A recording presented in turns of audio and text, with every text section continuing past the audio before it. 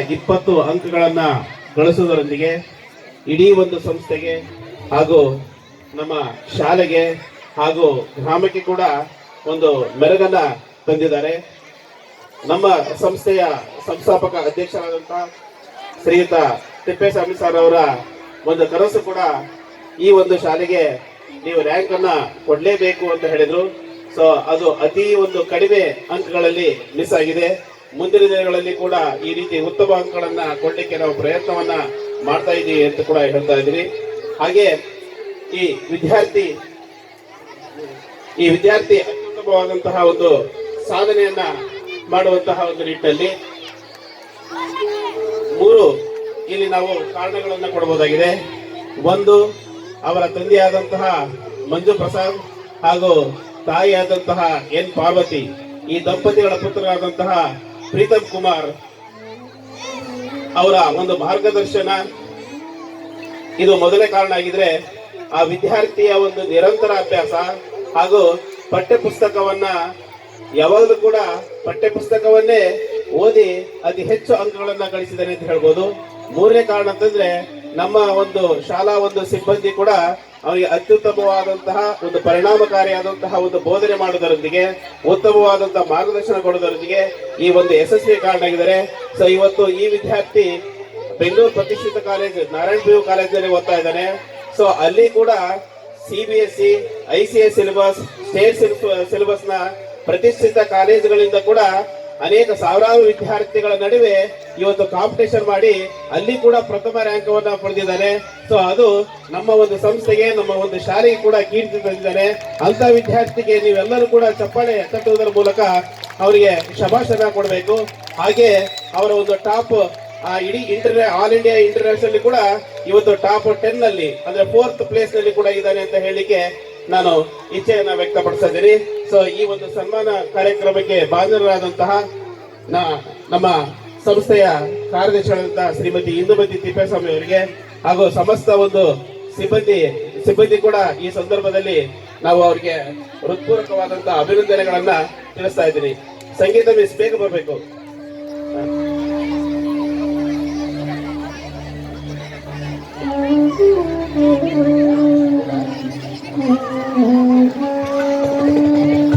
ಸಂಗೀತ miss ಬೇಗ.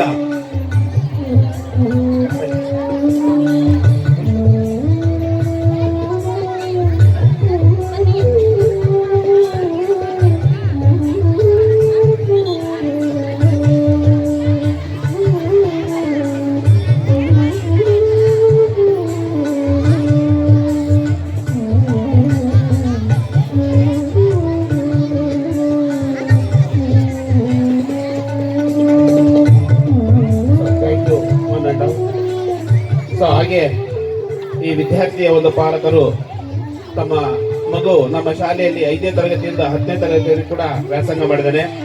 So ಅವನ ಒಂದು ಅಭ್ಯಾಸದ ಕುರಿತು, ನಮ್ಮ ಒಂದು ಶಾಲೆ ಕುರಿತು ಅವರ ಪಾಲಕರು ಒಂದು 2 ಮಾತಾಡಬೇಕಾಗಿ ಅವರಲ್ಲಿ ಕೇಳ್ಕೊಳ್ತಾರೆ.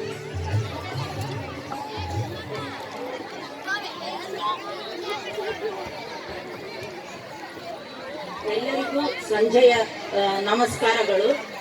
ಮೊದಲನೇದಾಗಿ ಎಡೆಯೂರು ಶ್ರೀ ಸಿದ್ಧಲಿಂಗೇಶ್ವರ ಸ್ವಾಮಿಯ ಪಾದಕ್ಕೆ ನಮಸ್ಕರಿಸುತ್ತಾ, ಮತ್ತೆ ಇಲ್ಲಿ ಉಪಸ್ಥಿತರಿರ್ತಕ್ಕಂಥ ಗಣ್ಯರು ಮತ್ತೆ ಪಾಲಕರು, ಪೋಷಕರು, ಮಕ್ಕಳಿಗೆ ನಮಸ್ಕಾರಗಳು. ಇವತ್ತು ನಮ್ಮ ಮಗ ಪ್ರೀತಮ್ ಕುಮಾರ್ ಅಂತ, ಅವನಿಗೆ ಸನ್ಮಾನ ಮಾಡಿರೋದು 10th ಅಲ್ಲಿ ಅವನಿಗೆ ಹೈಯೆಸ್ಟ್ ಮಾರ್ಕ್ಸ್ ಬಂದಿದೆ ಅಂತೇಳಿ ತಾಲೂಕಿಗೆ ಹರಡಿದನವನು. ಸನ್ಮಾನ ಮಾಡಿರೋದ್ರಿಂದ ನಮಗೆ ತುಂಬಾ ಸಂತೋಷ ಆಗಿದೆ. ಆಡಳಿತ ಮಂಡಳಿಗೂ ಮತ್ತೆ ಸಿಬ್ಬಂದಿ ವರ್ಗಕ್ಕೂ, ಸಿಬ್ಬಂದಿಯೇತರ ವರ್ಗಕ್ಕೂ ಎಲ್ಲರಿಗೂ ನಮ್ಮ ಕುಟುಂಬದ ಪರವಾಗಿ ಹೃತ್ಪೂರ್ವಕ ಧನ್ಯವಾದಗಳು. ಆಮೇಲೆ ನಮ್ಮ ಮಗ ಏನಾದ್ರೂ ಅವನಿಗೆ ವಿದ್ಯೆ, ಜ್ಞಾನ, ಸಂಸ್ಕಾರ ಅದು ಸಿಕ್ಕಿದೆ ಅಂತ ಅಂದ್ರೆ ಅದು ನಾನು ಈ ಜ್ಞಾನಜ್ಯೋತಿ ಶಾಲೆ ಮತ್ತೆ ಈ ರೇಣುಕಾ ಸಮೂಹ ಸಂಸ್ಥೆಗಳಿಂದನೇ ಅಂತಲೇ ನಾನು ಎಲ್ಲ ಹತ್ರ ಅವನಿಗೆ ಎಲ್ಲಿ ಸನ್ಮಾನ ಆದ್ರೂ ನಾನು ಹೇಳ್ಕೊಂಡಿರೋದು. ಅವನು ಏನೇ ಕಲ್ತಿದ್ರು ಕೂಡ ಅದು ಶಾಲೆ ಮತ್ತೆ ಗುರುಗಳಿಂದ ಅಂತಾನೆ ನಾನು ಭಾವಿಸಿರೋದು. ಹಾಗಾಗಿ ಅವನು ಇವತ್ತಲ್ಲಿ ಈಗ ಅವನು ಬೆಂಗಳೂರಿನ ನಾರಾಯಣ ಕಾಲೇಜಲ್ಲಿ ಓದ್ತಾ ಇದ್ದಾನೆ. ಅಲ್ಲಿ ಅವರು ಸುಮಾರು 20 ರಿಂದ 30 ಸಮೂಹ ಸಂಸ್ಥೆಗಳು PU ಕಾಲೇಜ್ ಇದಾವೆ, ನಾರಾಯಣ ಕಾಲೇಜ್ ಥ್ರೂಔಟ್ ಕರ್ನಾಟಕ. ಅಲ್ಲೂ ಸಹ ಅವನು 30 ಕಾಲೇಜಿಗೂ ಅವನೇ ಮೊದಲನೇ ಸ್ಥಾನದಲ್ಲಿದ್ದಾನೆ.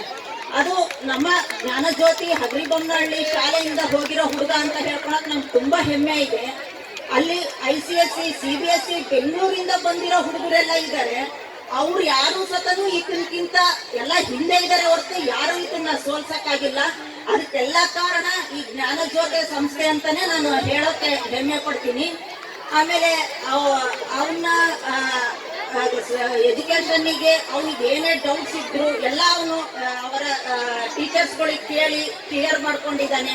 ಅವರು ಸಹ ಹಾಗೆ ಕೋಆಪರೇಟ್ ಮಾಡಿದ್ದಾರೆ. ಹಾಗಾಗಿ ನಾನು ಸಿಬ್ಬಂದಿ ವರ್ಗಕ್ಕೆ ಮತ್ತೆ ಆಡಳಿತ ವರ್ಗಕ್ಕೆ ತುಂಬಾ ಧನ್ಯವಾದಗಳನ್ನ ಅರ್ಪಿಸ್ತೀನಿ. ಅವನ ಇವತ್ತಿನ ಯಶಸ್ಸಿಗೆ ಕಾರಣ ಜ್ಞಾನಜ್ಯೋತಿಯ ಸಿಬ್ಬಂದಿ ವರ್ಗ ಅಂತಾನೆ ಹೇಳೋಕೆ ಇಷ್ಟಪಡ್ತೀನಿ. ಮತ್ತೆ ಇನ್ನೂ ಒಂದ್ ಸ್ವಲ್ಪ ಮಾತು ಹೇಳ್ಬೇಕು ಅಂತಂದ್ರೆ, ಅವನಿಗೀಗ SSLC ರಿಸಲ್ಟ್ ಬಂದು ಸುಮಾರು ಒಂದು 8 ತಿಂಗಳು ಆಗಿರ್ಬೋದು. 8 ತಿಂಗಳಲ್ಲಿ ಅವನಿಗೆ 6 ಕಡೆ ಸನ್ಮಾನ ಆಗಿದೆ. 6 ಕಡೆ ಅಂದ್ರೆ 2 ಬಾರಿ ನಮ್ಮ ಹಗರಿಬೊಮ್ಮನಹಳ್ಳಿಯ ಹಾಲಿ ಶಾಸಕರಾಗಿರ್ತಕ್ಕಂಥ ಶ್ರೀಯುತ ಭೀಮಾನಾಯಕ್ ಅವರಿಂದ 2 ಸಲ ಸನ್ಮಾನ ಪಡೆದಿದ್ದಾನೆ. 1 ಬಾರಿ ರಾಯಚೂರಿನ ಹಾಲಿ ಶಾಸಕರಾದ ಶ್ರೀಯುತ ಶಿವರಾಜ್ ಪಟೇಲ್ ಸರ್ ಇಂದ ಸನ್ಮಾನ ಪಡೆದಿದ್ದಾನೆ. 2 ಬಾರಿ ಬೆಂಗಳೂರಲ್ಲಿ ಸನ್ಮಾನ ಪಡೆದಿದ್ದಾನೆ.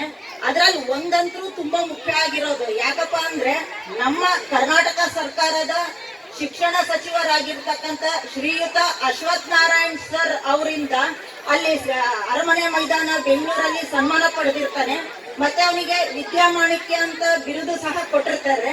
ಹಾಗಾಗಿ ನನಗೆ ತುಂಬಾ ಹೆಮ್ಮೆ ಇದೆ. ಇದೆಲ್ಲದಕ್ಕೂ ಕಾರಣ ಅಂತ ಅಂದ್ರೆ, ಅವನು ಇಲ್ಲಿ ಪಡೆದಿರೋ ಜ್ಞಾನಜ್ಯೋತಿ ಶಾಲೆಯಲ್ಲಿ ಪಡೆದಿರೋ ಜ್ಞಾನ, ವಿದ್ಯೆ ಮತ್ತೆ ಸಂಸ್ಕಾರ ಅಂತಾನೆ ಹೇಳೋಕೆ ಇಷ್ಟಪಡ್ತೀನಿ. ಅದು ಅವನು ಎಲ್ಲೇ ಮುಂದೆ ಹೋಗಿ ಅವನು ಎಷ್ಟೇ ಎತ್ತರಕ್ಕೆ ಬೆಳೆದ್ರು ಈ ಶಾಲೆಯ ಬುನಾದಿ ಅಂತ ಇರೋದು ಅವನಿಗೆ ಅಂತರೂ ಅದು ಸುಳ್ಳಲ್ಲ. ಹಾಗಾಗಿ ಅವನ ಎಲ್ಲ ಯಶಸ್ಸಿಗೂ ಕಾರಣ ಈ ಶಾಲೆ ಅಂತಾನೆ ನಾವು ಭಾವಿಸಿರೋದು.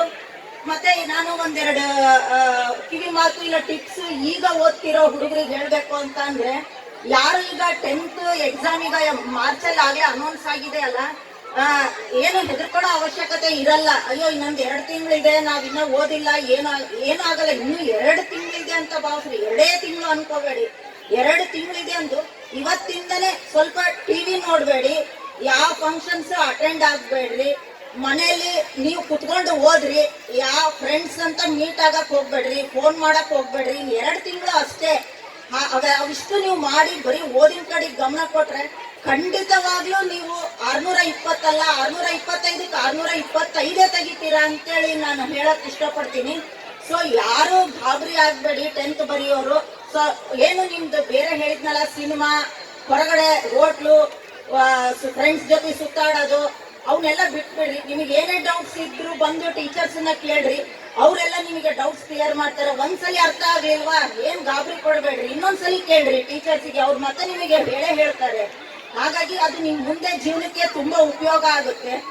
ಮತ್ತೆ ಈಗ 8th ಮುಗಿಸ್ತಿರಲ್ಲ, ಈಗ ಜೂನಿಗೆ 9th ಬರ್ತಿರಲ್ಲ, ಅವ್ರಿಗೆ ಏನ್ ಹೇಳೋದು ಅಂತ ಅಂದ್ರೆ, 9th 10th ತುಂಬಾ ಮುಖ್ಯ.